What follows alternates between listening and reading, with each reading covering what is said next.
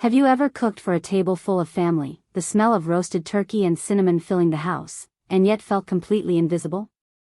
It's strange, isn't it, to be surrounded by laughter, conversation, and the clinking of plates, yet feel like a ghost moving through your own home. That was me last Thanksgiving.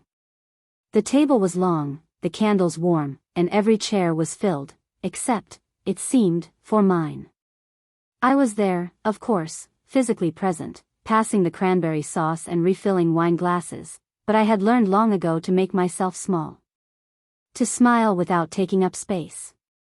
To give without expecting anything in return. My daughter Claire sat across from me, radiant in the glow of the candlelight, her hand resting protectively on her husband's arm. Ethan held court at the other end of the table, his voice booming with the kind of confidence that fills a room and silences everyone else. He had a gift for making people listen, and for making me feel like I didn't matter. The meal unfolded the way it always did. Polite laughter. Compliments on the cooking that never quite reached me. And then, somewhere between the mashed potatoes and the pumpkin pie, Ethan leaned back in his chair, swirled his wine, and fixed his eyes on me. "So, Margaret," he said, his voice cutting through the warmth like a blade. "When are you finally going to stop pretending you matter?" The words hung in the air, sharp and deliberate. I froze, my hand hovering over the gravy boat. Around the table, the laughter died. Claire's eyes darted to mine, nervous, pleading. But she said nothing. For a long moment, I just looked at him, really looked at him. At the man who had charmed his way into my family, who wore the watch I'd paid for and lived in the house I'd helped him buy. His face was a mask of smug amusement, his confidence a fortress built on my silence. And then, before I could respond, he slapped me. The sound was sharp, unreal, a noise that didn't belong in my home. The room tilted. I heard the fork slip from my hand and clatter against the plate. I saw the shocked faces frozen in candlelight. But most of all, I felt something I hadn't felt in years, clarity. I stood up slowly, my hand steady on the edge of the table. My voice, when it came, was quiet, not weak, but calm. The kind of calm that comes when you finally stop pretending. "You shouldn't have done that, Ethan," I said. "Not today. Not ever." And I walked away. The silence behind me was absolute. No one moved. No one spoke. But as I stepped out into the cool November night, my purse in hand, I felt something shift inside me, not rage, not even sadness, but a kind of terrible peace. Because what Ethan didn't know was that he had just set fire to a house I had already drenched in gasoline. Now, before we continue, I'd really love to know where you are watching from. Drop it in the comments, because it warms my heart to see how far these stories reach. And if this one moved you, don't forget to like, subscribe and keep walking with me through the journeys of love, pain, and the quiet lessons life whispers when we least expect them. Now let's continue. It's funny how something as simple as a down payment can change the entire trajectory of your life. I remember the day Claire and Ethan came to me, young and hopeful, asking for help with their first home. The mortgage had fallen through at the last minute, and they were desperate. Ethan's real estate business was just getting off the ground, and Claire looked at me with those same eyes she'd had as a little girl, the ones that always made me want to fix everything. So I did what any mother would do. I opened my checkbook. $18,000. I remember the exact amount because it was half of what my husband Tom and I had saved for the trip to Ireland we'd always planned. The trip we never took because he died 3 months before we were supposed to leave. The brochures were still in the drawer upstairs, their edges soft from being handled too many times. But Claire was crying when she asked, and Ethan had his arm around her, his face the picture of humble gratitude. "I'll pay you back, Margaret. Every cent. With interest. I promise." I waved him off. "It's not a loan, it's a gift. Family helps family." The words felt true when I said them. Noble, even. Tom would have approved, I told myself. He'd always said family came first. That was 3 years ago. Now, sitting in my quiet house the night after Thanksgiving, I pulled the folder from the drawer and spread its contents across my kitchen table. Bank statements. Wire transfer receipts. Emails with subject lines like, quick favor, and, emergency, need your help. The Ireland money was just the beginning. 6 months after the down payment came the business loan. Ethan's real estate venture needed capital. Just to get me through the slow season, he'd explained over coffee, his smile easy and confident. The market's about to explode. I can feel it. $25,000 that time. From the account Tom had set up for my retirement. Then there was the car. Claire's old sedan had died, and they couldn't afford payments on 2 vehicles. Just until we're more stable, Mom. You understand. Another $12,000. The private school tuition for my granddaughter, Emma. She deserves the best education, don't you think? You wouldn't want her falling behind. $15,000 a year. I'd paid for 2 years so far. I ran my finger down the spreadsheet I'd created, the one I started keeping after I noticed they'd stopped mentioning the money at all. Stopped saying thank you. Stopped acknowledging that every comfort in their life had been built on my silent sacrifices. $127,450. That's what I'd given them over 3 years. More than $100,000. My Ireland fund. My retirement cushion. The emergency savings Tom and I had built together, penny by penny, through 40 years of marriage. All of it, gone. I leaned back in my chair and closed my eyes, and I could hear Tom's voice as clearly as if he were sitting across from me.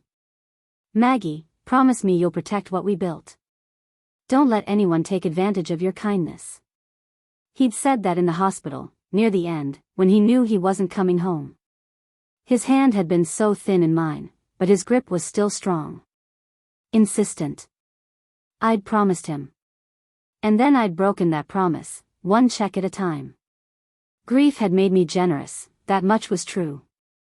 In those first raw months after Tom died, helping Claire and Ethan had felt like purpose. Like I still mattered to someone. Like I wasn't just a widow rattling around in an empty house, waiting for the phone to ring. But it wasn't just grief. It was love, too, the kind of love that makes you blind. I'd wanted so badly to believe that Claire was happy. That Ethan was the man she thought he was. That my sacrifices were building something beautiful for them, something lasting. I wanted to believe I was chosen, not used. The turning point came 8 months ago. I'd stopped by their house unannounced, something I rarely did, because Ethan always made subtle comments about boundaries and space. But I'd been in the neighborhood, and I wanted to drop off a birthday present for Emma. The house was quiet. No one answered when I knocked, but the door was unlocked, so I let myself in. I was setting the gift on the kitchen counter when I saw the papers spread across the table. Refinancing documents. For the house I'd helped them buy. I didn't mean to snoop. But my name caught my eye. Or rather, the absence of it. The deed listed only Ethan's name. Not Claire's. Not mine. Just his. But I knew, that I'd co-signed the original mortgage. My name had been on those papers. My credit score had made the loan possible when his wasn't enough. My hands shook as I pulled out my phone and took pictures of every page. When I confronted him 2 days later, Ethan had laughed. Actually laughed. It's just a clerical error, Margaret. Paperwork gets messy during refinancing. I'll have it fixed. A clerical error? I repeated, my voice tight. My name was removed from a property I co-signed for, and that's just an error? You're making this into a bigger deal than it is. His smile was still in place, but his eyes had gone cold. I'll look into it, okay? But honestly, it doesn't really matter. The house is in the family either way. Claire had been standing in the doorway, silent, her arms wrapped around herself. When I looked at her, she burst into tears. Mom, please. Please don't make a scene. Ethan didn't mean anything by it. You're just, she stopped, pressing her hand to her mouth. I'm just what, Claire? "You're just being paranoid," she whispered. "You've been so stressed since Dad died. Maybe you're remembering things wrong?" That's when I knew. She'd chosen him. Not just over me, but over the truth. I didn't argue. I didn't shout. I just nodded slowly and left their house with the birthday present still sitting on the counter, forgotten. That night, I came home and opened a new file on my computer. I titled it simply, Records. I went through 3 years of bank statements and printed every transaction. Every wire transfer to Ethan's business account. Every check written for emergencies that were never repaid. Every Venmo request Claire had sent with casual messages like, "Can you cover this?" 2 hearts. I created a spreadsheet with dates, amounts, and purposes. I saved every text message, every email, every voicemail asking for just one more favor. I wasn't gathering evidence for revenge. I didn't even know what I was gathering it for. I just knew that I needed proof. Proof that I wasn't imagining things. Proof that I hadn't been wrong to feel erased. Proof that I had mattered, even if they'd convinced themselves I hadn't. The folder grew thicker. The spreadsheet longer. And slowly, quietly, I stopped being the woman who said yes to everything. I started saying, "I'll think about it." Then, "I can't right now." And finally, the word I'd never been brave enough to say before. No. Each refusal felt like pulling a splinter from my skin, painful, but necessary. And Ethan noticed. The comments started. Little digs about how I was getting difficult and not as generous as I used to be. How I'd changed since Tom died, and not in a good way. Claire would call after his complaints, her voice strained. "Mom, why are you being like this? We're family. Family helps each other." But they'd only ever meant one direction of help. Theirs. Now, sitting at my kitchen table in the aftermath of Thanksgiving, I looked at the folder I'd spent months building. The mahogany box from my closet sat beside it, already packed and ready. Tomorrow, I would take it to Harold Halpern, Tom's attorney. The same man who had helped us write our wills, who had held my hand at the funeral and promised me that if I ever needed anything, he'd be there. Tomorrow, the truth would stop being something I kept hidden in a drawer. Tomorrow, Ethan would learn that the house he thought he'd built was standing on a foundation that had never been his. It had always been mine. The mahogany box had been a gift from Tom on our 20th anniversary. He'd had it custom-made, with brass hinges and a small lock that required an ornate key. For important things, he'd said, kissing my forehead. The kind of things that matter. For years, it held our passports, the deed to the house, his grandfather's pocket watch. After he died, I'd emptied it, unable to look at those remnants of our life together without breaking down. Now it held something else entirely. I set it on the kitchen table beside the folder and turned the small key. The hinges groaned softly as I lifted the lid, a sound that felt ceremonial somehow, like opening a door I'd been standing in front of for months. Inside, organized with the precision that had once made Tom laugh and call me his little accountant, were the documents that told the real story. Not the one Ethan and Claire had written, where I was the doting mother who loved helping. But the one where I was systematically erased. Property deeds. Bank statements. Notarized contracts. Printed emails with highlighted sections. And at the very bottom, wrapped in tissue paper, a letter from Tom, one I'd found tucked in his Bible after the funeral. One I'd read so many times the creases were starting to tear. My Maggie. If you're reading this, I'm gone, and I hate that I won't be there to protect you. You've always had the softest heart of anyone I've ever known. It's one of the things I loved most about you. But soft hearts get bruised easily, and I worry about who might take advantage of that kindness. Don't let anyone make you feel small. Don't let anyone convince you that your generosity is something they're entitled to. You're worth more than what you can give away. Promise me you'll protect yourself. Even when it's hard. Especially when it's hard. All my love. Tom. My hands trembled as I set the letter aside and reached for the first document, an email from Ethan, dated 14 months ago, subject line, refinancing update. Margaret. Just wanted to keep you in the loop, the refinancing went through. We're locked in at 3.8%, which is going to save us a fortune. The house is finally feeling like ours, you know? Like we've really built something. Thanks again for co-signing back in the day. Couldn't have done it without you. I remembered getting that email.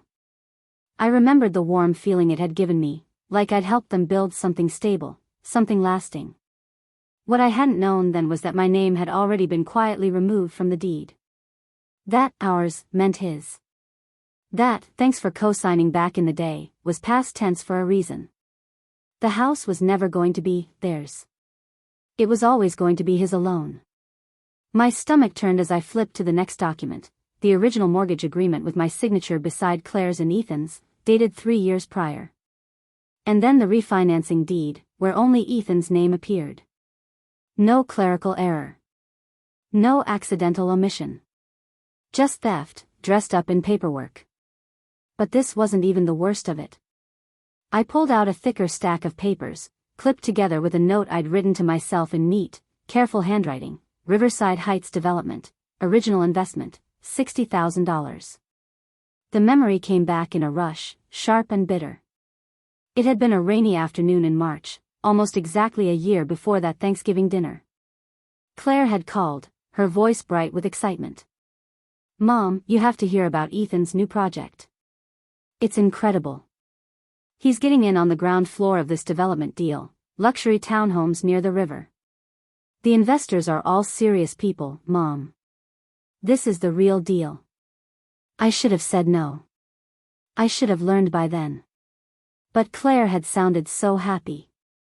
And Ethan had come over that evening with a bottle of wine and a leather portfolio full of glossy architectural renderings. He'd spread them across my dining room table like a dealer showing his best hand.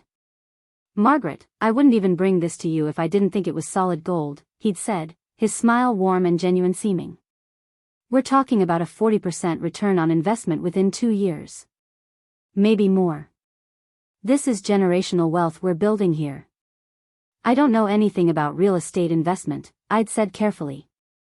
That's why you have me. He'd leaned forward, his eyes sincere. Look, I know I've borrowed from you before. But this is different. This is me bringing you in as a partner. This is your chance to really benefit from everything you've done for us. Claire had squeezed my hand. We want you to be part of this, Mom. We want you to share in the success. So I'd signed. I'd signed the investment agreement. I'd signed the collateral documents. I'd transferred $60,000 from the account Tom and I had earmarked for long-term care, the safety net we'd promised each other we'd never touch unless absolutely necessary. I signed everything Ethan put in front of me without reading the fine print, because I trusted them. Because they were family. 3 months later, I'd woken up at 2 a.m. with a gnawing feeling in my gut that I couldn't shake. I'd gone downstairs, pulled out the copies of the documents I'd made, and actually read them. That's when I saw it. Buried in Section 7, subsection C, in language so dense I almost skipped over it. In the event of investment disputes or foreclosure proceedings, all collateral assets shall be transferred to the primary stakeholder, Ethan J. Morris, with full authority to liquidate, sell, or otherwise manage said assets without consent of secondary investors. I'd read it 3 times before I understood what it meant.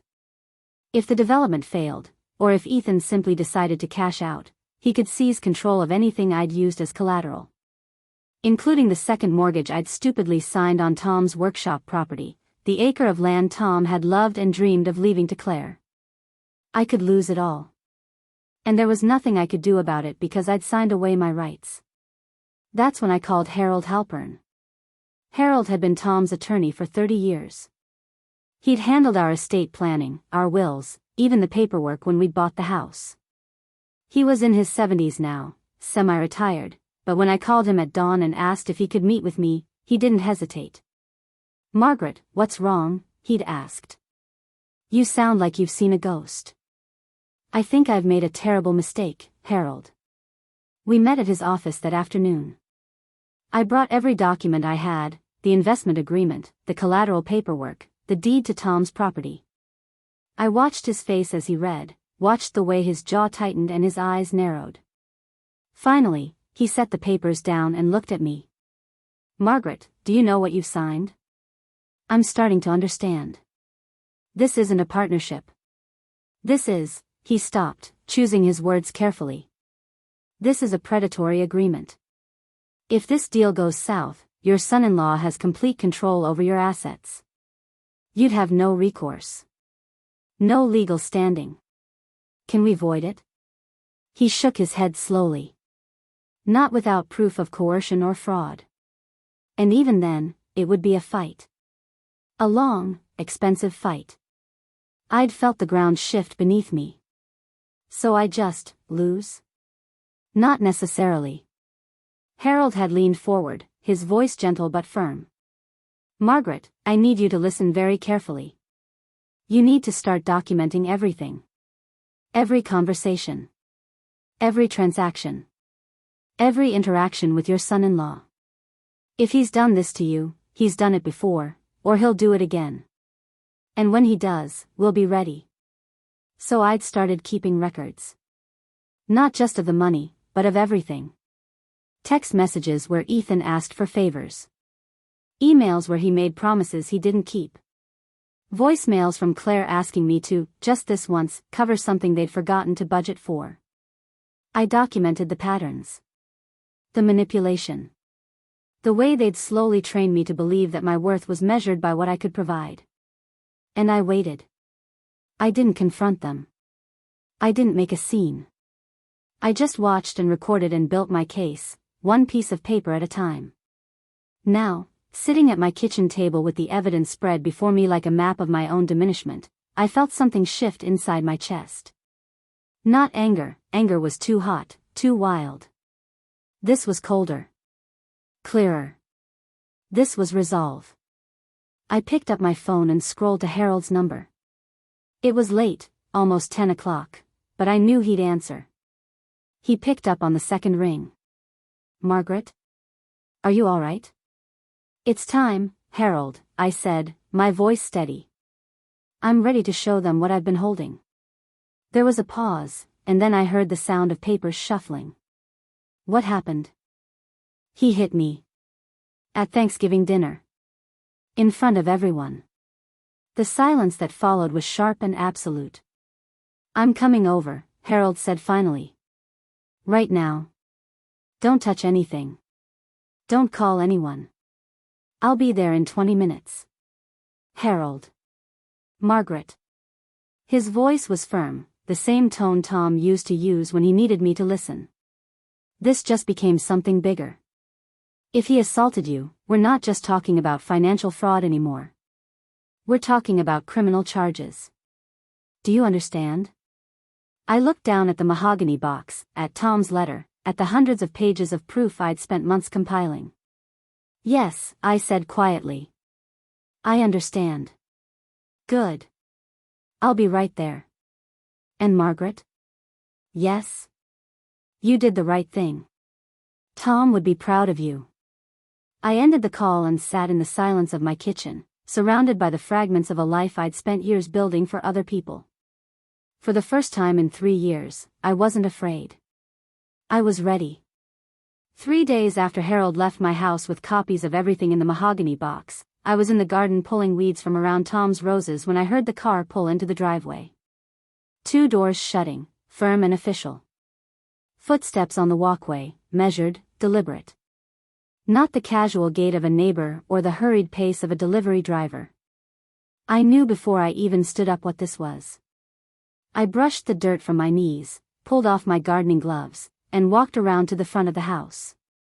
2 police officers stood on my porch, one older, maybe in his 50s, with kind eyes and a wedding ring.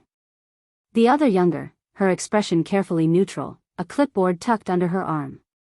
"Mrs. Hayes?" the older officer asked. "Yes. I'm Officer Drummond, and this is Officer Patel. May we come inside? We need to speak with you about a complaint that's been filed." My heart was beating fast, but my hands were steady. "Of course. I led them into the living room, the same room where Harold and I had sat just days before, organizing the evidence into neat stacks. The same room where Tom and I had watched television on quiet evenings, his hand always finding mine during the commercials. Officer Drummond cleared his throat as I gestured for them to sit. He remained standing. Mrs. Hayes, we've received a formal complaint from Ethan Morris.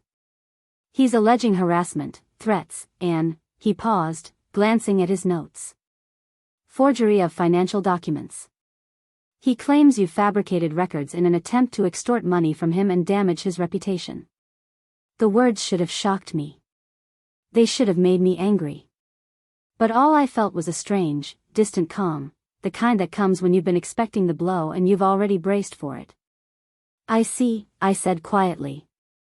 Officer Patel spoke up, her voice gentler. He's also claiming that you've been unstable since your husband's death. That you've been making accusations that aren't grounded in reality. She hesitated. Mrs. Hayes, your daughter signed a supporting statement. That was the part that hurt. Not Ethan's lies, I'd expected those.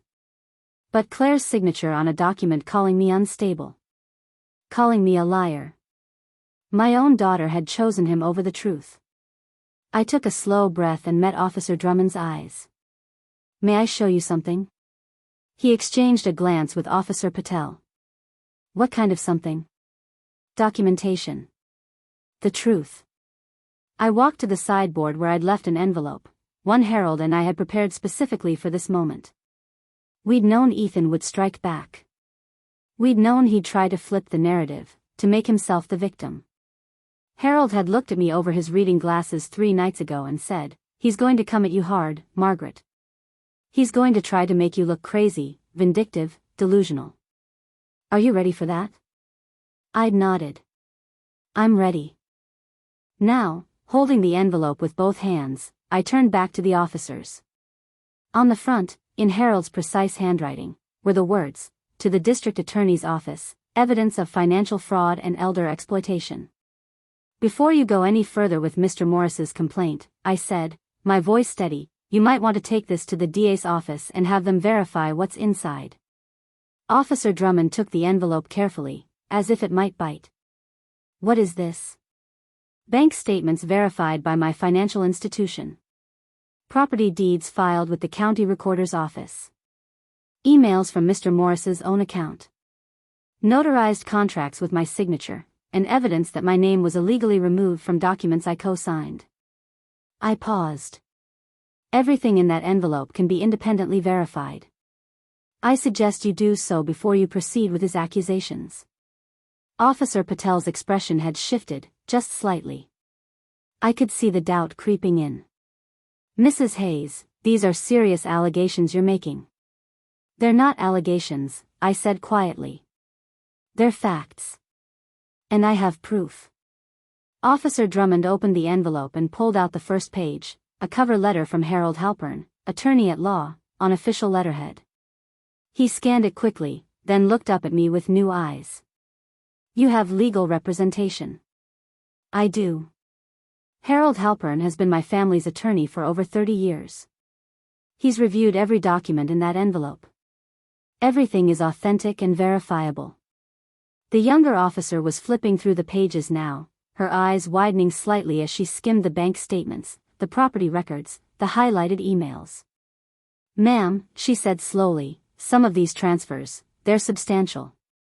Over $127,000, I confirmed. Given to my daughter and son-in-law over 3 years. None of it repaid. Much of it extracted through manipulation and false promises.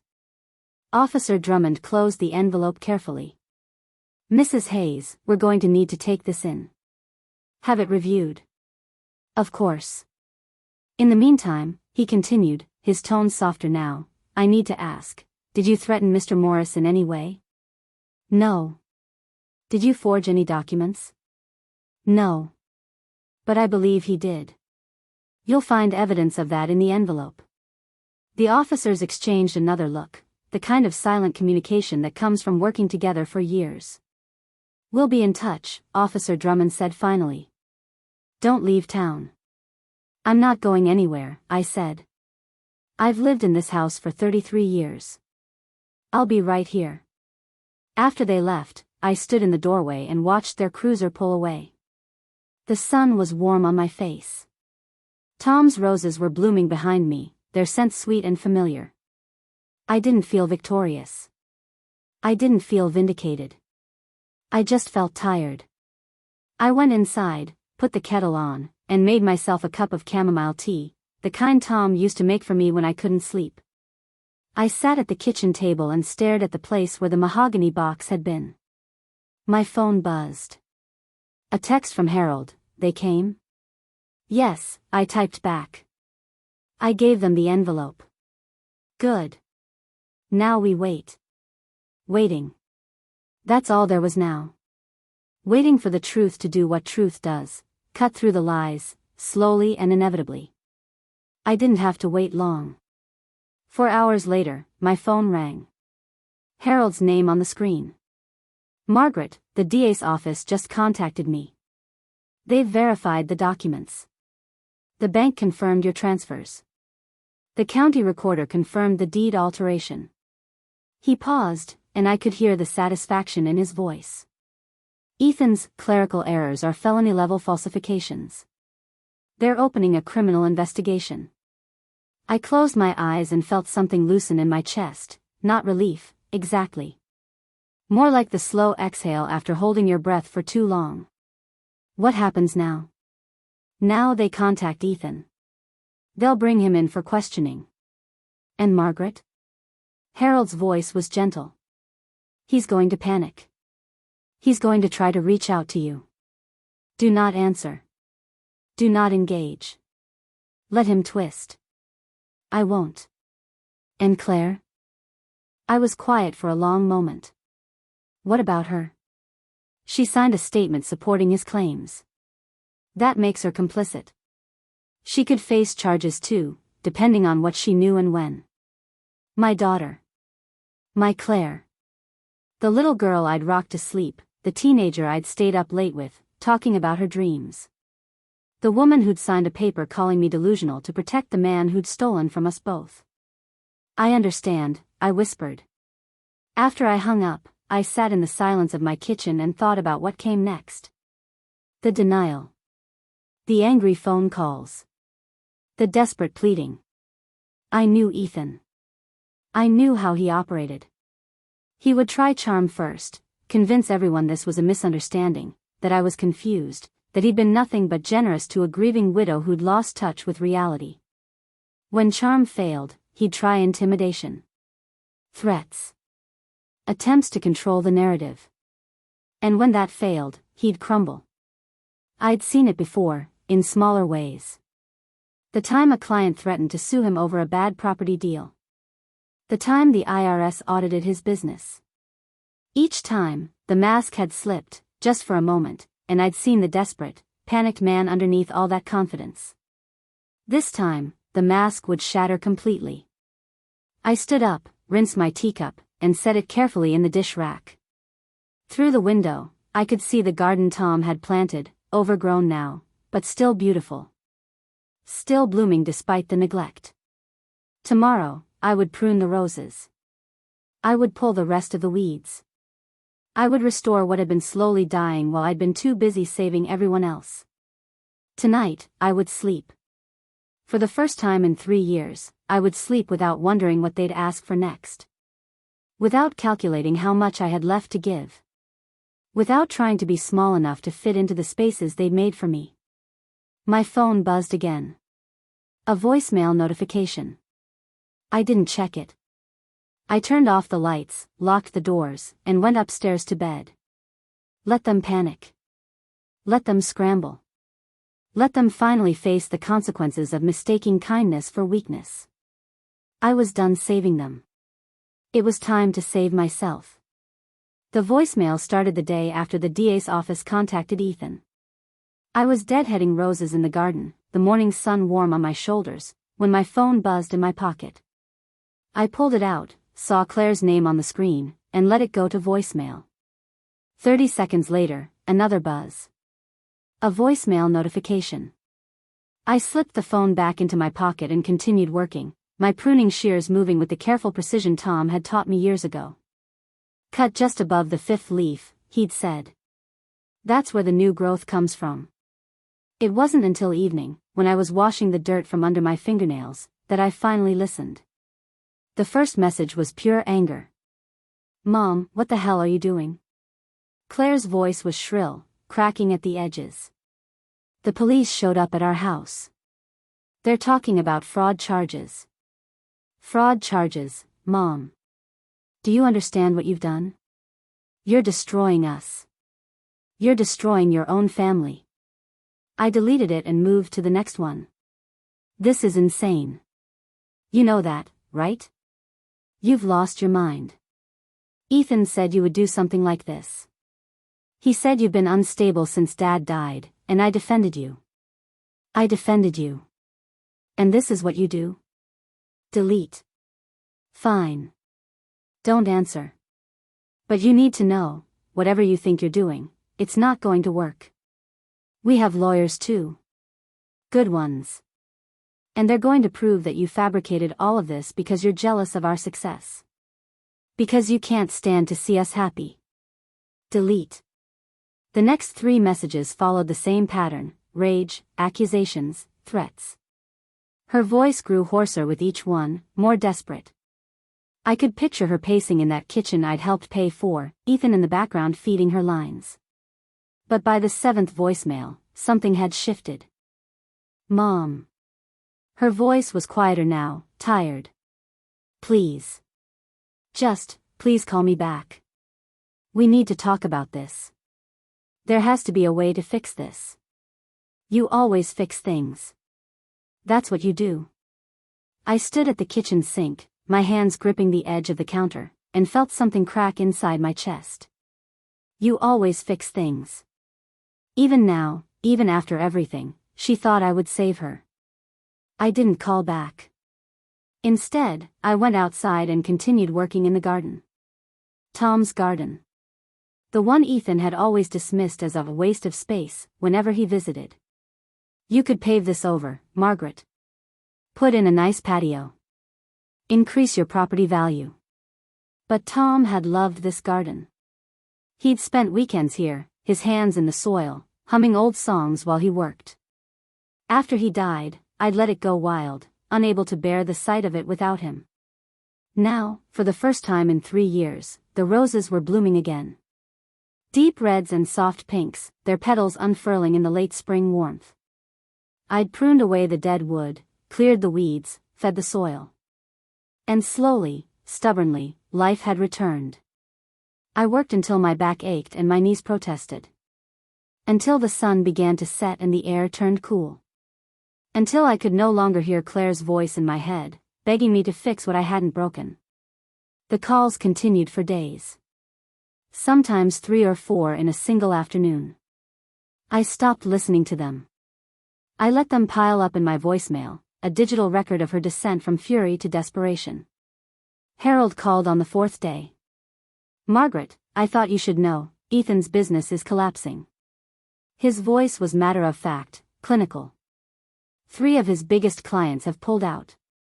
Word spreading in the real estate community. No one wants to work with someone under investigation for fraud. I see. Claire lost her job too. The firm let her go yesterday. They said it was restructuring, but we both know what it really was. I closed my eyes. Claire had been so proud of that job, administrative work at a downtown law firm, nothing glamorous, but stable. She'd talked about it like it was a career, a future. "Margaret? Are you still there? I'm here. I know this is hard. But you need to prepare yourself. They're going to come to you. Both of them. And when they do..." "I know, Harold. Thank you." After I hung up, I sat in Tom's armchair and let myself remember. Claire at 6 years old, bringing me dandelions from the yard and calling them sunshine flowers. Claire at 16, crying in my arms after her first heartbreak, her face pressed against my shoulder. Claire at 23, showing me her engagement ring, her eyes bright with a happiness I wanted so desperately to believe in. When had it changed? The shift had been gradual, so slow I hadn't noticed it happening. It started with small things, Claire canceling our weekly lunches because Ethan had made plans. Claire asking me to stop, just dropping by, because it made Ethan uncomfortable. Claire's laughter becoming more careful, more measured, as if she was always aware of his presence in the room. I remembered the first time I'd met Ethan. Claire had been so nervous, so eager for me to like him. And I had liked him, or at least, I'd liked the way he made her feel. He had a way of making her light up, of making her feel seen. What I hadn't recognized then was that he didn't want her seen by anyone else. It was masterful, really. The way he isolated her. Not with cruelty or obvious control, but with flattery and devotion. He made her feel like she was the center of his universe, which meant she had to orbit around him. He praised her when she chose him over her friends. He bought her gifts when she skipped family dinners to stay home with him. He told her she was too smart, too special, to waste time with people who didn't understand their vision. And slowly, her world had shrunk. Until it was just the two of them. And me, of course, but only as a resource. A safety net. An ATM that occasionally gave advice. By the time I realized what was happening, it was too late. She'd already rewritten her own history. In her version of events, Ethan had saved her from a lonely, purposeless life. He'd given her direction, ambition, a family of her own. In her version, I was the one who'd been holding her back. I'd tried to talk to her once, about a year into their marriage. We'd been having lunch, one of the rare occasions she'd made time for me, and I'd asked, gently, if everything was okay. Of course, she'd said, her smile too bright. Why wouldn't it be? You just seem different. More stressed. I worry about you. Her face had closed off immediately. I'm fine, Mom. Better than fine. Ethan takes care of me. He takes care of both of us, actually. I don't know what we'd do without him. It was the first time I'd heard her say, we, and realized she didn't mean her and me. She meant her and Ethan. I was already outside the circle. Now, sitting in the quiet of my living room, I understood something I'd been too close to see before. Claire wasn't just loyal to Ethan. She was trapped by her own choices. Every time she defended him, every time she dismissed my concerns, every time she'd rewritten reality to make him the hero, she'd woven the bars of her own cage. To admit he was wrong now would mean admitting she'd been wrong. About him. About their marriage. About the last 5 years of her life. It would mean admitting that she'd sacrificed her relationship with her mother for a man who'd been using them both. That was a truth too heavy to carry. So instead, she was calling me. Blaming me. Begging me to fix it. Because if I fixed it, she wouldn't have to face what she'd done. The voicemails kept coming. Mom, please. I know you're angry, but we can work this out. We're family. Families forgive each other. Ethan made mistakes, okay? I admit that. But he's trying to make things right. Can't you just let this go? Mom, I'm scared. I don't know what's going to happen. Please call me back. Please. I listened to that last one twice. Her voice was small, childlike. The same voice she'd used when she was little and had a nightmare, calling for me from her bedroom. Mommy, I'm scared.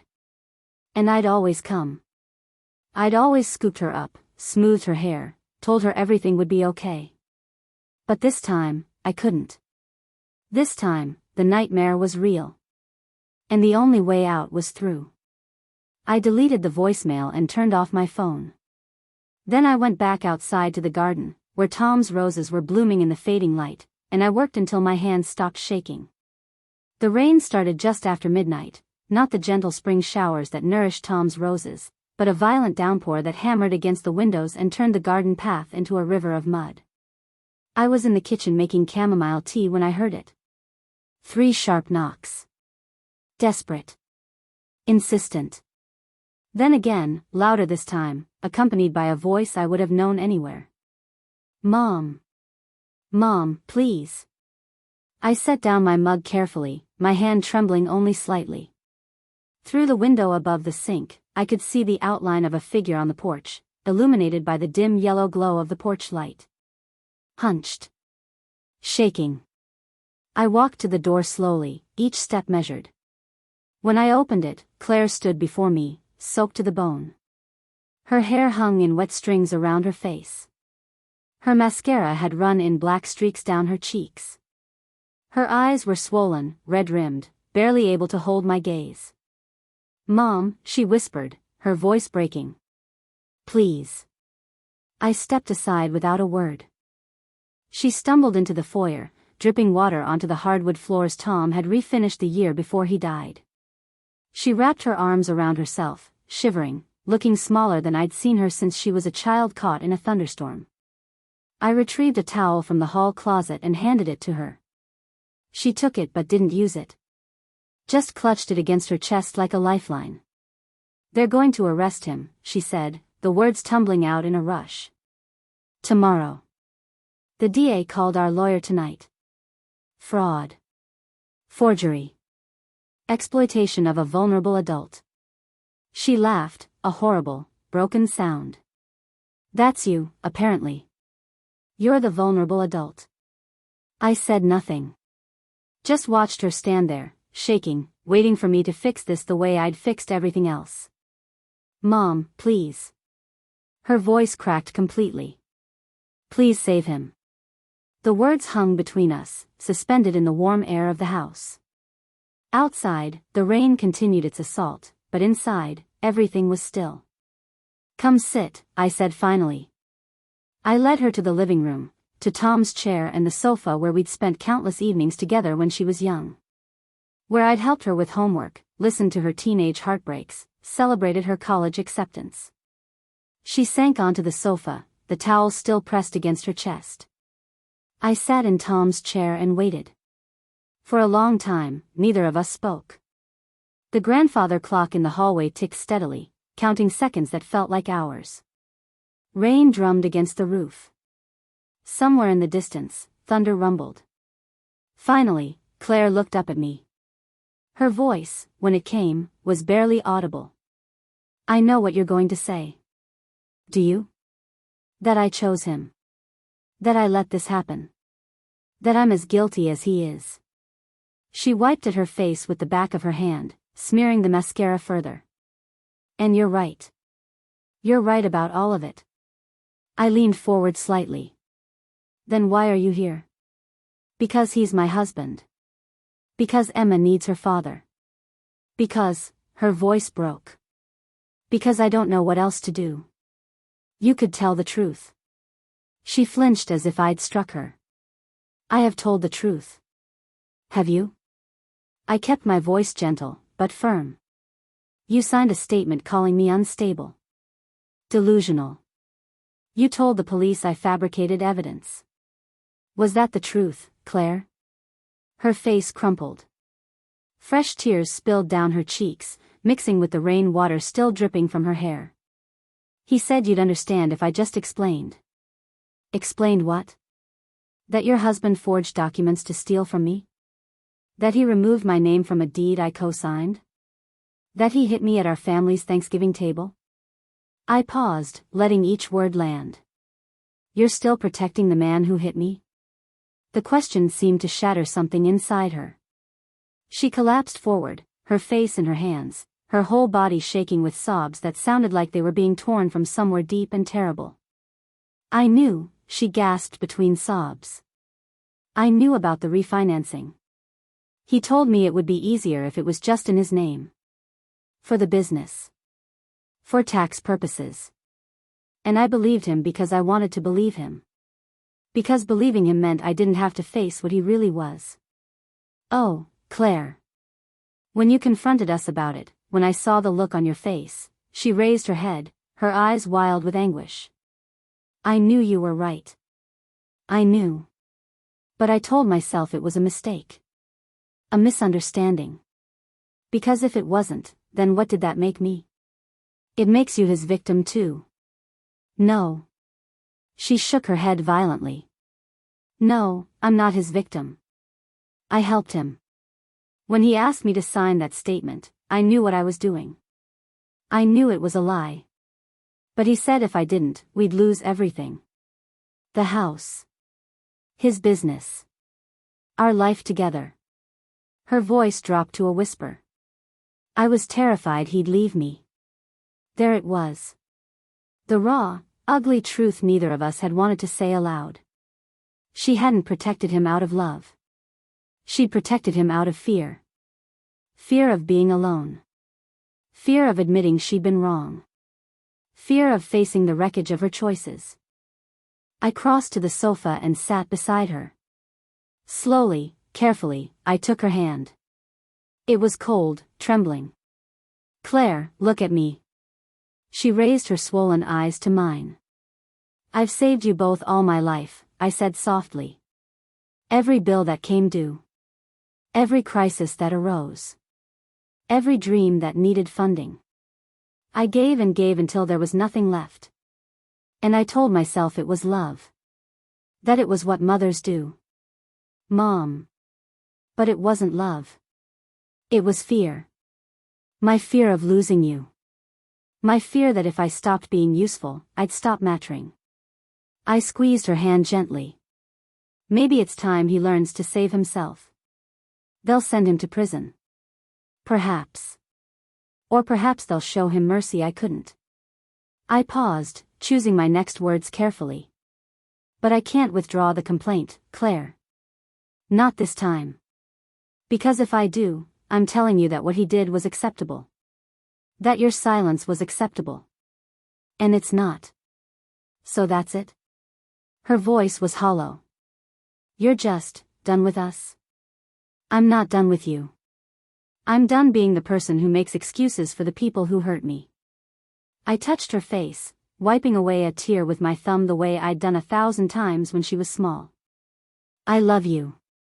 I will always love you. But I can't save you from this. I can't save him from the consequences of his choices.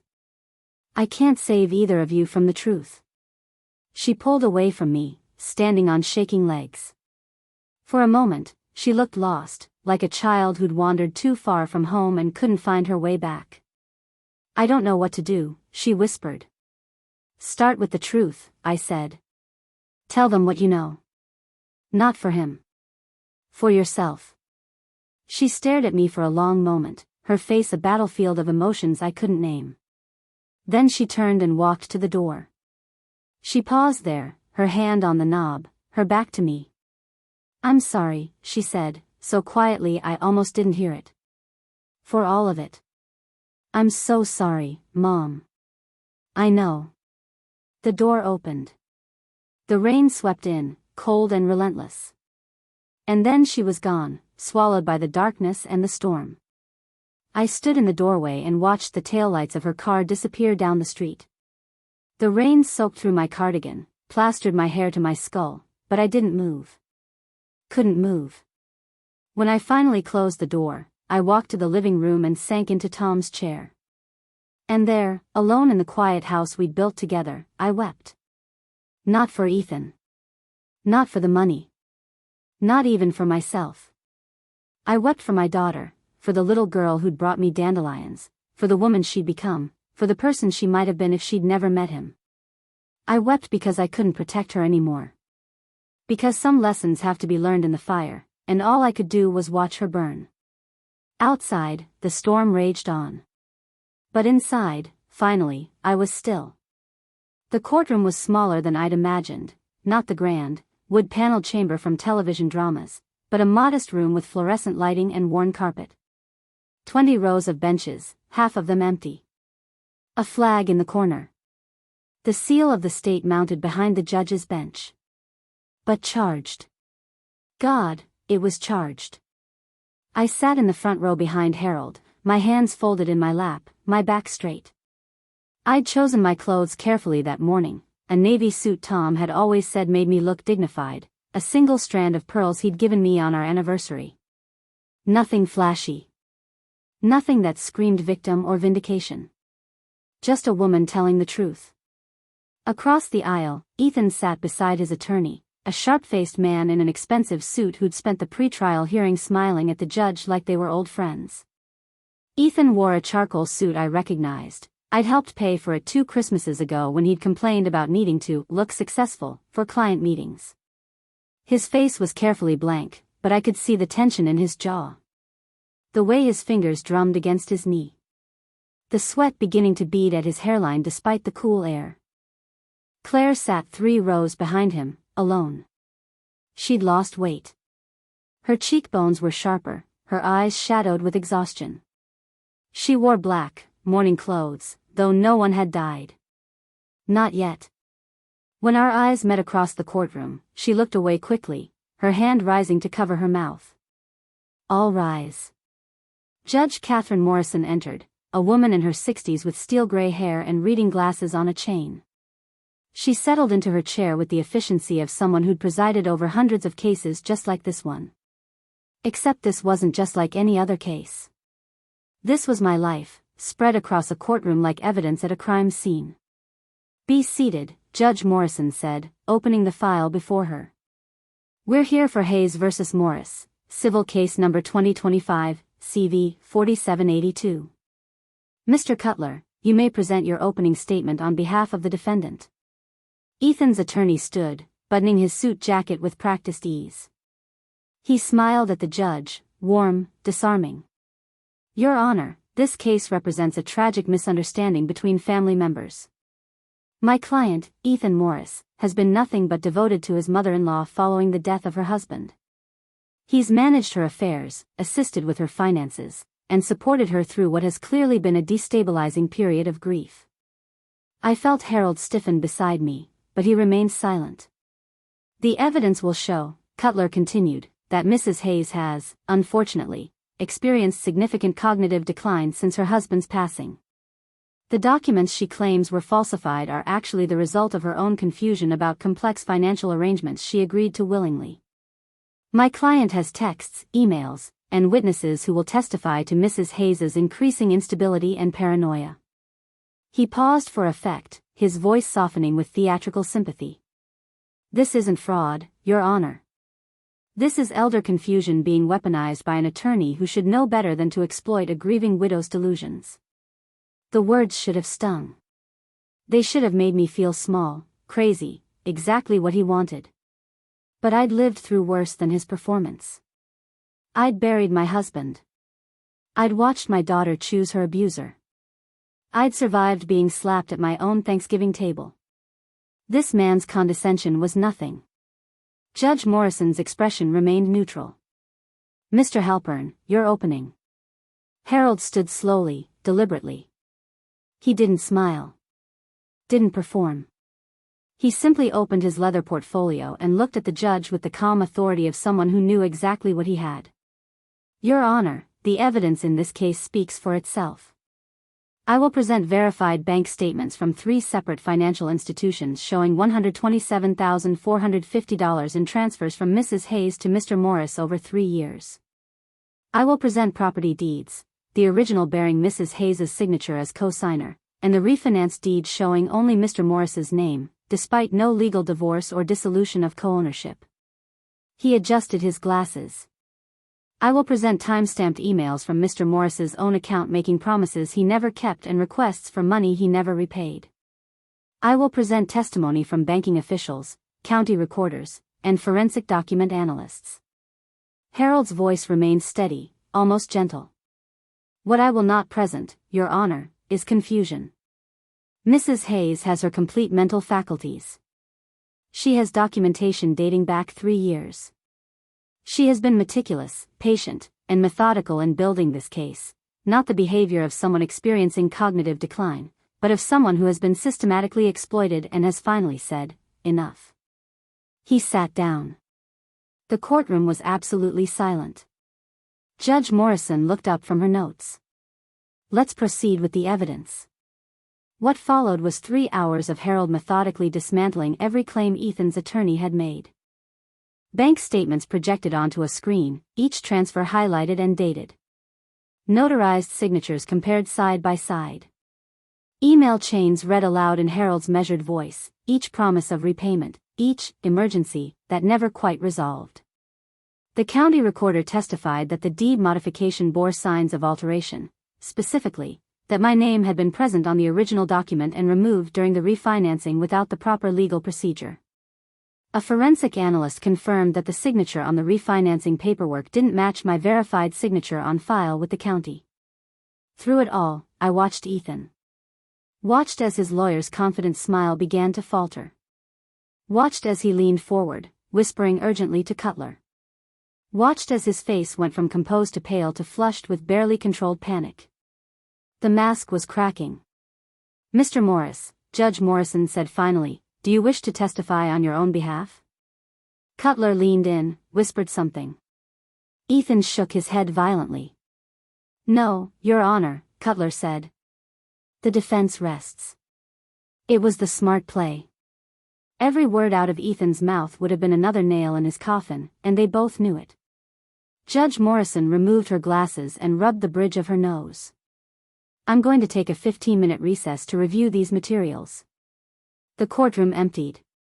Harold squeezed my shoulder. "You did beautifully." "I didn't do anything." "Exactly. You let the truth do the work." When we returned, Judge Morrison's expression had hardened into something that made even Cutler's practiced confidence waver. "I've reviewed the evidence," she began. "And I find it compelling, comprehensive, and deeply troubling. This court does not take allegations of elder exploitation lightly, nor does it appreciate attempts to gaslight vulnerable individuals through legal proceedings." She looked directly at Ethan. "Mr. Morris, the evidence shows a pattern of financial manipulation, fraudulent documentation, and deliberate removal of Mrs. Hayes from assets she legally co-owned.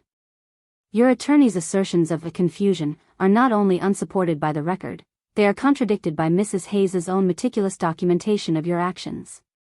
Ethan's hands clenched into fists. "This court finds in favor of the plaintiff, Margaret Hayes. All assets fraudulently obtained or mislabeled are to be restored to Mrs. Hayes within 30 days. This includes but is not limited to restoration of her name to the property deed, repayment of all documented loans and transfers totaling $127,450 with interest, and return of any collateral held improperly." Judge Morrison paused, her gaze unwavering. "Furthermore, I am referring this case to the District Attorney's Office for criminal review. The evidence suggests violations that extend beyond civil remedy." The gavel fell. The sound echoed through the small courtroom like thunder. Ethan flinched. Actually flinched. His carefully constructed composure shattered completely. He leaned forward, his face in his hands. 3 rows back, Claire wept silently, her shoulders shaking, her hand pressed over her mouth. And I simply exhaled. It wasn't triumph. It wasn't revenge. It wasn't even relief. It was just air. Decades of held breath finally released. The weight of silence, of being small, of swallowing my truth to keep the peace, all of it leaving my body in one long, steady exhale. Harold was talking to me, but I couldn't hear him. The courtroom noise, shuffling papers, murmured conversations, Cutler's urgent whispers to Ethan, faded to white noise. I stood slowly and turned toward the door. As I walked down the aisle, I passed Claire. She looked up at me, her face streaked with tears, her eyes begging for something I couldn't give. Forgiveness, maybe. Or absolution. Or rescue. But I'd spent too long rescuing people who refused to save themselves. I touched her shoulder as I passed, just once, briefly. A gesture that said, "I still love you. But I can't carry you anymore." Then I walked out into the bright afternoon sunlight, where Tom's roses were waiting to be tended and a life was waiting to be reclaimed. The trial was over. But the healing, that was just beginning. The silence came gradually, like morning fog lifting from the garden. At first, it was unnerving. I'd wake at dawn, reaching for my phone out of habit, bracing for the barrage of texts and voicemails that had defined my days for so long. But the screen remained dark. No missed calls. No desperate pleas. No accusations. Just silence. By the second week, I stopped reaching for the phone entirely. By the third, I realized I couldn't remember the last time I'd checked it. This wasn't the hollow silence of loneliness, the kind that had swallowed me whole in those first months after Tom died, when the house felt too big and every room echoed with his absence. This was something different. Something I hadn't felt in years. Peace. I started small. Tom's workshop, the one I'd mortgaged and nearly lost, had sat untouched since his death, a shrine to a man who'd loved working with his hands. I'd been too heartbroken to enter it, too afraid of what memories might ambush me there. But one Saturday morning, I opened the door. Dust motes danced in the sunlight streaming through the windows. His tools hung exactly where he'd left them, organized with the same precision he'd brought to everything. The smell of sawdust and linseed oil still lingered, faint but unmistakable. I ran my fingers over his workbench, feeling the grooves worn smooth by years of use. And instead of grief, I felt something unexpected. Gratitude. Tom had built this space with his own hands. Had taught me about patience and craftsmanship while sanding wood beside me on Sunday afternoons. Had shown me that creating something beautiful took time, and mistakes were just part of the process. I found his half-finished project in the corner, a jewelry box he'd been making for Claire before he got sick. The wood was still good, just waiting. I picked up his sandpaper and got to work. It took me 3 days to finish what Tom had started. My technique wasn't as smooth as his, and the corners weren't perfectly aligned. But when I applied the final coat of varnish and stepped back, I felt something shift inside me. I'd created something. Not for anyone else. Not to prove anything. Just for the simple joy of making something beautiful. That's when I found the paints. They were buried in a closet upstairs, watercolors and brushes I'd bought 20 years ago when Claire was in middle school and I'd briefly entertained the idea of taking art classes. Life had gotten busy, as it always did, and the paints had been forgotten. I set up an easel by the window overlooking the garden and started with something simple, Tom's roses. Red blooms against green leaves, the morning light catching their petals. The first painting was terrible.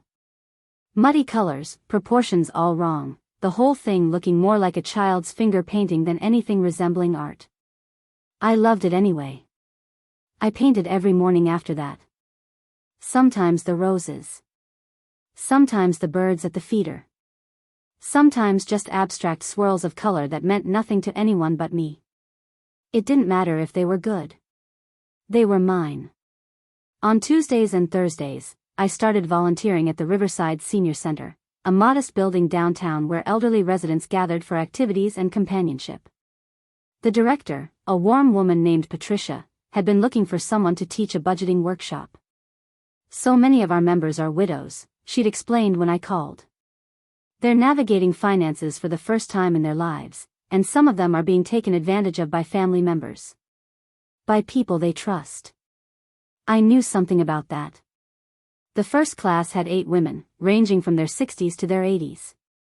They sat around a conference table with notebooks and worried expressions, some of them clutching tissues, others staring at bank statements they clearly didn't understand. My son keeps asking me to co-sign loans, one woman said, her voice trembling. He says it's temporary, but I don't know. My daughter-in-law wants me to add her name to my house deed, another whispered. For estate planning. But something doesn't feel right. I looked around the table at these women, proud, loving, terrified of seeming ungrateful or untrusting. Terrified of being alone. Let me tell you a story, I said. I told them about Tom. About the Ireland fund and the broken promises. About the house deed and the investment scheme. About learning, slowly and painfully, that love and exploitation could wear the same face. I told them about documentation and lawyers and the importance of asking questions, even when it felt awkward. Especially when it felt awkward. Protecting yourself isn't selfish, I said finally. It's survival. And you deserve to survive. By the end of the session, 3 women had scheduled appointments with Harold. 2 others had started their own documentation folders. One elderly woman named Dorothy hugged me in the parking lot and whispered, "Thank you for making me feel less crazy." I drove home with tears streaming down my face, but they were good tears. The kind that water new growth. Through the quiet weeks, I heard things. Small-town gossip filtered through the senior center, through church, through the checkout line at the grocery store. Ethan had left town. Quietly, suddenly, in the middle of the night. Some said he went to Colorado. Others claimed he'd moved in with a cousin in Florida. No one knew for sure, and frankly, I didn't care. Claire was staying with a friend from college. She'd given up the house, or rather, the bank had taken it when Ethan defaulted on the mortgage he could no longer pay. She was working 2 part-time jobs, trying to save enough for a small apartment. Part of me ached for her. The mother in me wanted to call, to offer help, to fix it. But the woman I was becoming knew better. Claire's journey was her own now. I couldn't walk it for her. 6 weeks after the trial, I came home from the senior center to find an envelope in my mailbox. No return address, but I recognized Claire's handwriting immediately, the careful, looping script I'd helped her practice in 2nd grade. I carried it inside, set it on the kitchen table, and made tea before I opened it. Some things deserved ceremony. Inside was a single sheet of paper, folded carefully. Dear Mom. I've started therapy. My counselor says I need to rebuild my sense of self, that I've spent so long being who Ethan wanted me to be that I forgot who I actually was. Some days I don't even recognize the woman in the mirror.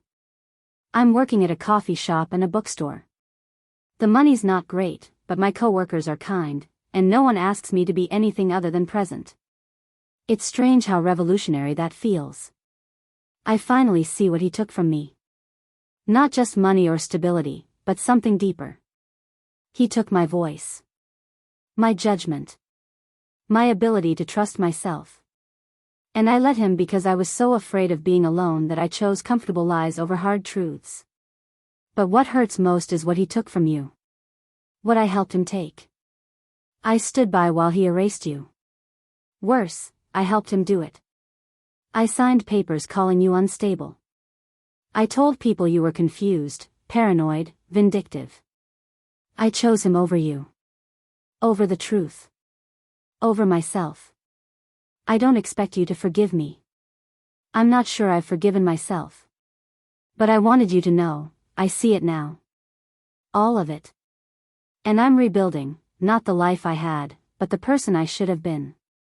I hope one day, when I'm stronger, when I've done the work to understand how I became someone who could hurt you like that, I hope you'll let me come home. Not to live. Not to ask for anything. Just to sit at your kitchen table and drink tea and tell you I'm sorry in person, as many times as it takes. I love you, Mom. I never stopped, even when I couldn't show it.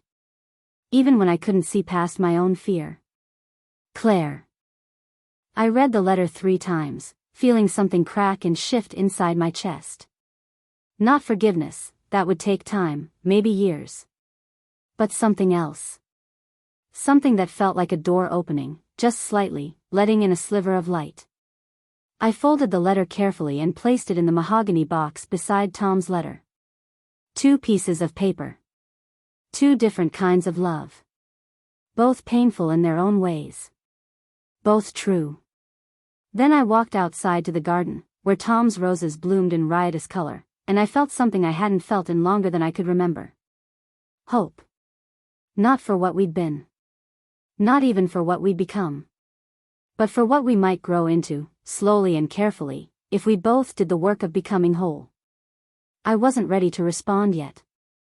Maybe not for weeks. Maybe months. But someday, when the silence had taught me everything it needed to teach, when I'd rebuilt the parts of myself I'd given away, someday, I would write back. And maybe, just maybe, we would find our way to each other again. Not as rescuer and rescued. Not as mother and child trapped in old patterns. But as 2 women who'd survived their own drownings and learned, finally, to breathe. Spring arrived the way it always did, slowly, then all at once. One morning I woke to find the garden transformed. Tom's roses had burst into full bloom overnight, their petals unfurling in shades of crimson, coral, and cream. The lavender he'd planted along the fence hummed with bees. The dogwood tree we'd bought for our 25th anniversary was covered in white blossoms that looked like snow against the blue sky. I stood at the kitchen window with my morning coffee, watching the sunlight spill across the yard, and realized I was smiling. Not the careful, practiced smile I'd worn for so long, the one that said I'm fine, don't worry about me. But a real smile. The kind that started somewhere deep in my chest and worked its way up until I couldn't contain it. For the first time in years, I wasn't waiting for the phone to ring. Wasn't bracing for an emergency or a request or a crisis that needed my immediate attention. Wasn't calculating how much I had left to give. I was just here. Present. Whole. I'd stopped setting the table for anyone but myself. Stopped cooking meals large enough to feed a family that never came. Stopped leaving the porch light on in case someone might stop by. Instead, I'd learned to savor my own company. To play music too loud while I painted. To eat dinner on the porch in my pajamas. To spend entire Saturdays reading in Tom's chair without once feeling guilty about the chores I wasn't doing. The house had become mine again, not a museum of memories or a hotel for people who needed things, but a home. My home. Some mornings, I woke up laughing at something I'd dreamed, the sound echoing through the empty rooms. It startled me the first time, that bright, unguarded sound. I couldn't remember the last time I'd laughed like that. Couldn't remember the last time joy had felt uncomplicated. But here it was. Simple and real and mine. On a warm Saturday in mid-April, I cut the most perfect rose from Tom's bushes, a deep red bloom with petals like velvet, and drove to Riverside Cemetery. I'd avoided coming here. Even after the trial, even after the silence had settled into peace, I'd stayed away. Visiting Tom's grave had always felt like an admission of failure. Like I'd have to confess all the ways I'd broken the promise I'd made him. Promise me you'll protect yourself. But now, walking across the familiar path to his headstone, I didn't feel like I was coming to confess. I was coming to report. His grave sat beneath an oak tree, just beginning to leaf out for spring. The headstone was simple granite, engraved with his name and the dates that bracketed a life well lived. Beneath it, the words I'd chosen: beloved husband, father, friend.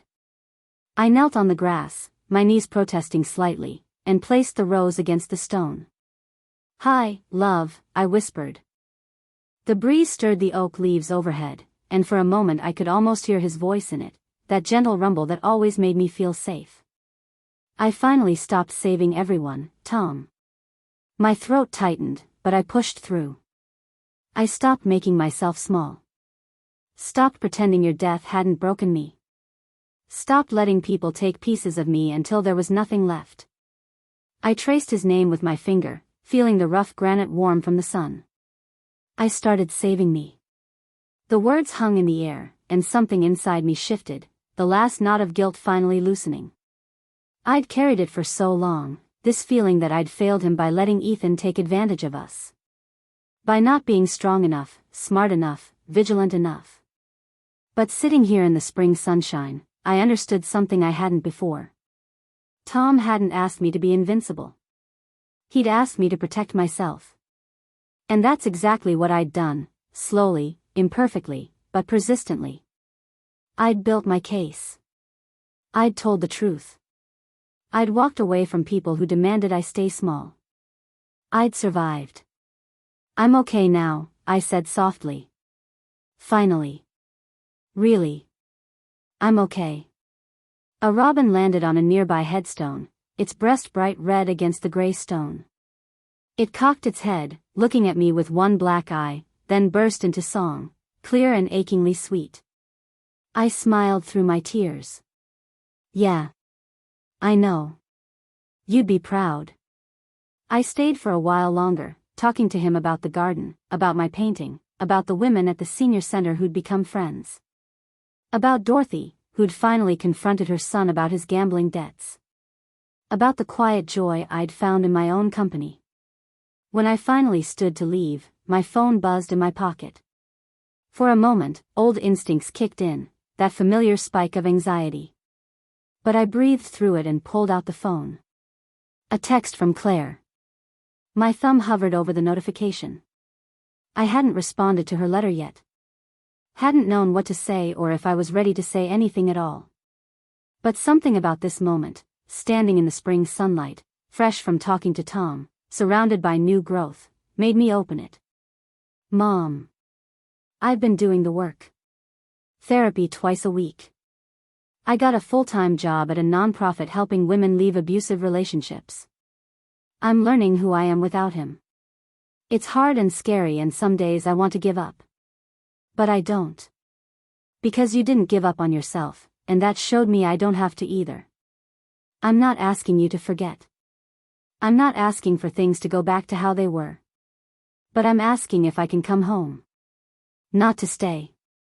Just to visit. To sit in the garden with you and start learning how to be your daughter again. If you'll have me. I read it 3 times, each word landing differently. This wasn't the desperate Claire from the rainy night on my porch. This wasn't the manipulated Claire who'd signed papers calling me unstable. This was someone I almost didn't recognize. Someone who sounded awake. I looked back at Tom's grave, at the rose I'd placed there, at the robin still singing its impossible song. What do you think? I whispered. The breeze picked up, warm and gentle, rustling through the oak leaves. And I swear I could hear him, not in words, but in the feeling that settled over me like sunlight. Love her. But love yourself more. You can do both now. I typed slowly, carefully choosing each word. The garden is beautiful this year. The roses you planted are blooming. I think you'd like to see them. Come on Saturday. Around 2. We'll have tea. I paused, then added. I'll be here. I hit send before I could second-guess myself. Then I walked back to my car, past rows of headstones marking lives lived and lost, past the robin still singing, past the oak tree's new leaves reaching toward the sky. When I got home, I stood in the garden and let myself just be. The sun warm on my face. The scent of roses and lavender mixing in the breeze. The sound of wind chimes Tom had hung years ago, their gentle music filling the air. This was my life now. Not the one I'd planned. Not the one I'd fought so hard to hold on to. But mine. Fully, completely, unapologetically mine. I'd planted myself back into this soil, the same way Tom had taught me to plant roses. Deep roots. Careful tending. Patience through the seasons of dormancy. Trust that what looked dead might just be resting, gathering strength for the bloom to come. Saturday would come. Claire would arrive, nervous and hopeful. We would sit in this garden and begin the slow, careful work of rebuilding. Not what we'd lost, but something new. Something honest. It wouldn't be easy. There would be hard conversations and old wounds that needed air to heal. There would be days when I'd doubt myself, when the old patterns would try to reassert themselves. But I was stronger now. Rooted. Clear. I knew the difference between love and obligation. Between helping and enabling. Between being kind and being consumed. I knew how to say no. How to protect my peace. How to walk away when walking away was the most loving thing I could do. And I knew, finally, that I deserved to bloom too. The garden stretched out before me, alive with color and possibility. Tom's roses. My paintings. The life I'd reclaimed from the ashes of what I'd lost. I smiled at the sky, at the sunshine, at the future unfurling like petals. I'll be here, I whispered again. And this time, it wasn't a promise to anyone else. It was a promise to myself.